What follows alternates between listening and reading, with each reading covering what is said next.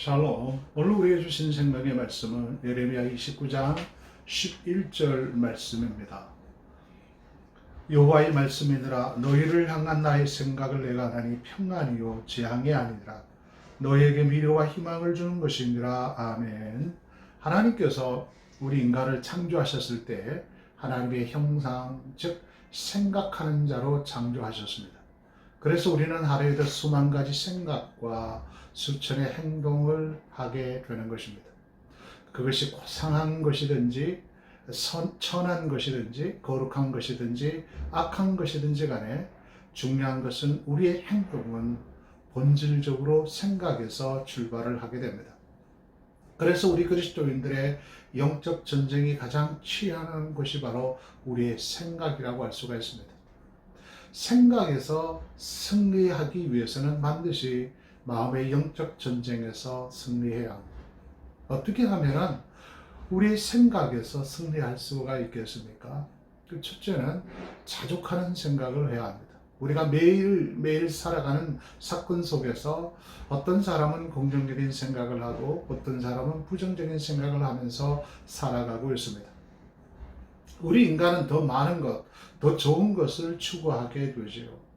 우리 인간의 욕망은 절대로 만족할 수가 없습니다. 자족할 줄을 모른다는 것입니다. 잘 차려입고도 더 좋은 옷을 입기를 원하고 맛있는 음식을 먹고도 더 좋고 맛있는 음식을 찾아가게 됩니다. 좋은 차를 타고 다님에도 불구하고 더 편리하고 더 좋은 차를 원하는 것이 우리 인간의 생각입니다.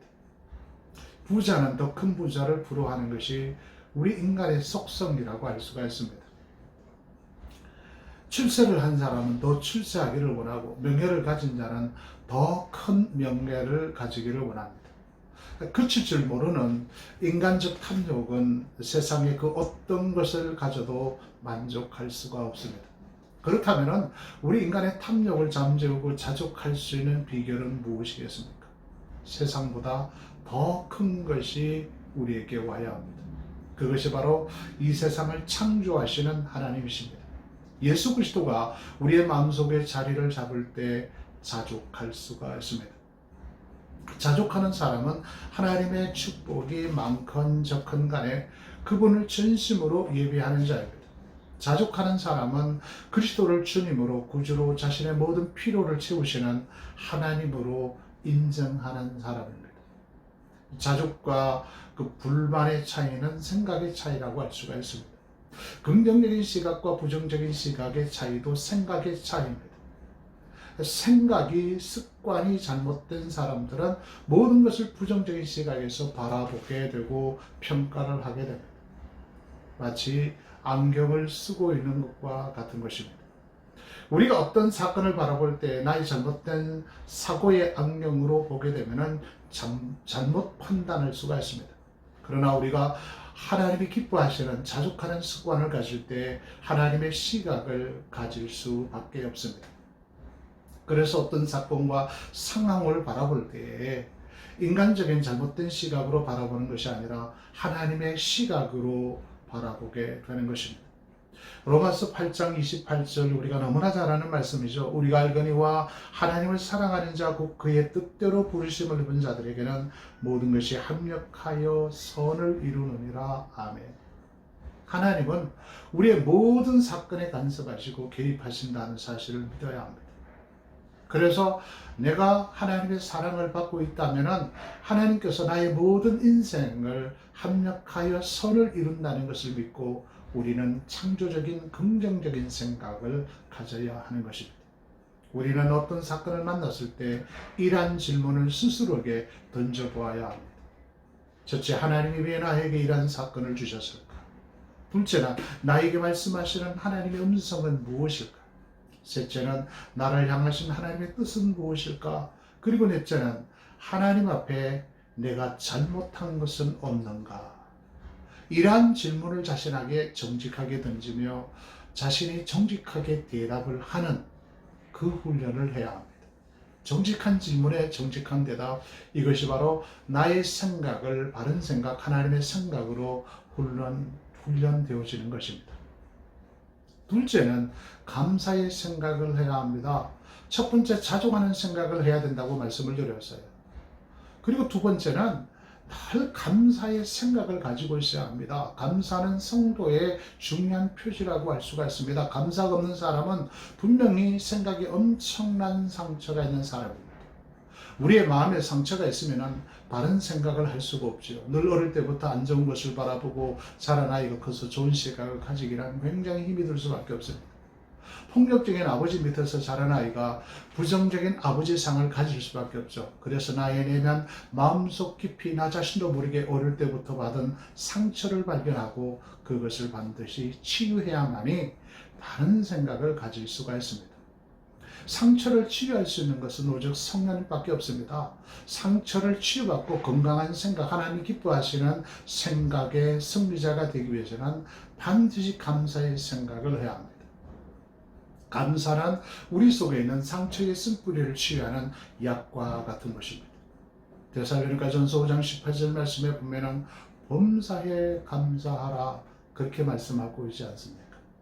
그리고 셋째는 하나님의 생각을 해야 합니다. 우리는 시간이 지나고 나서야 그때 드디어 깨닫게 됩니다. 하나님이 이러한 계획 하심이 있어서 나를 그렇게 하셨구나, 그 사건을 주셨구나 라고 깨닫게 됩니다. 우리는 하나님의 구체적인 계획을 잘 알지 못합니다. 그래서 순간순간 하나님 중심의 생각을 해야 합니다. 사람들은 자신의 앞날에 대하여 알고 싶어 합니다. 나의 장래가 앞으로 어떻게 될 것인가?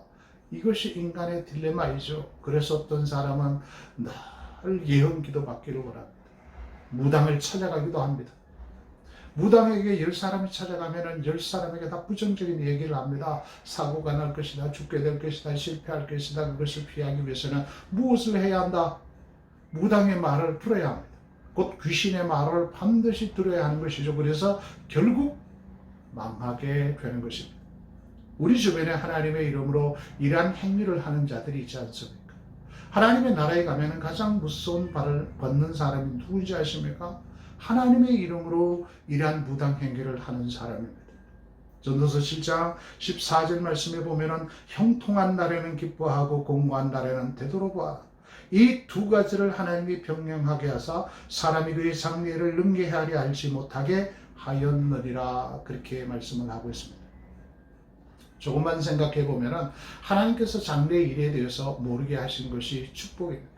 만약에 우리의 장래에 대해서 알고 있다면 우리가 언제 고통당할지, 언제 죽게 되려는지, 언제 실패하고 연단받을지를 알게 된다면 얼마나 고통스럽겠습니까?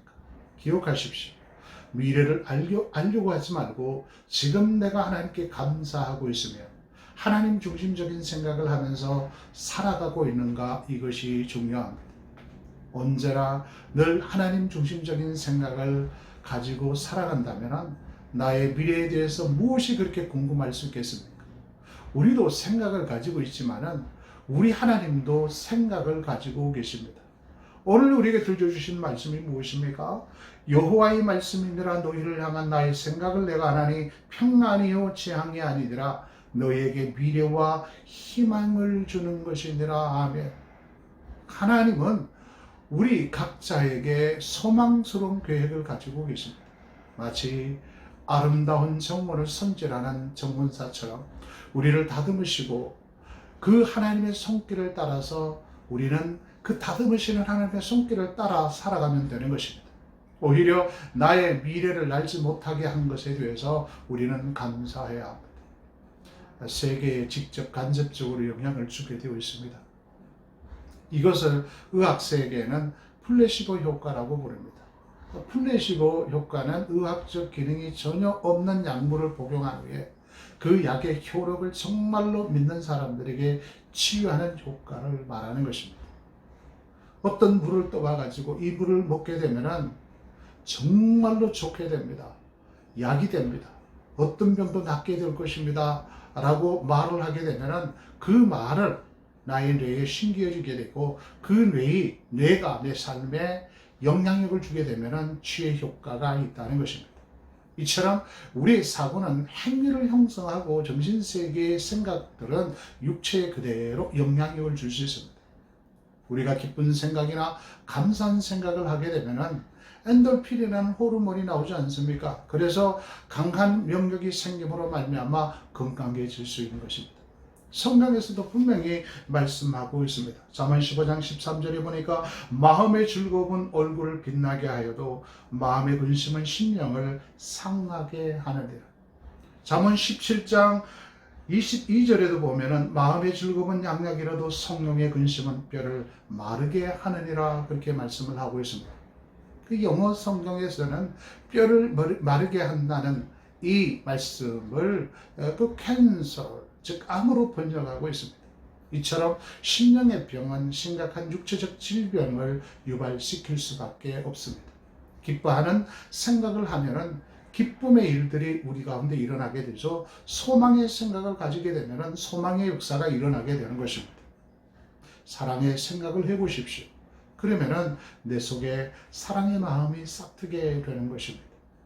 어떤 상황 가운데서도 하나님 중심 생각을 가지시기를 소망합니다. 사랑하는 성도 여러분, 잘못된 생각의 습관에서 구원받으시기를 기도합니다. 자족하는 생각을 늘 하시길 바랍니다. 매 순간순간 감사의 생각으로 채우십시오. 어떤 사건, 어떤 환경 속에 있든지 간에 하나님 중심적인 생각을 하십시오. 그렇게 할 때 우리의 생각에서 늘 승리하게 될 것입니다.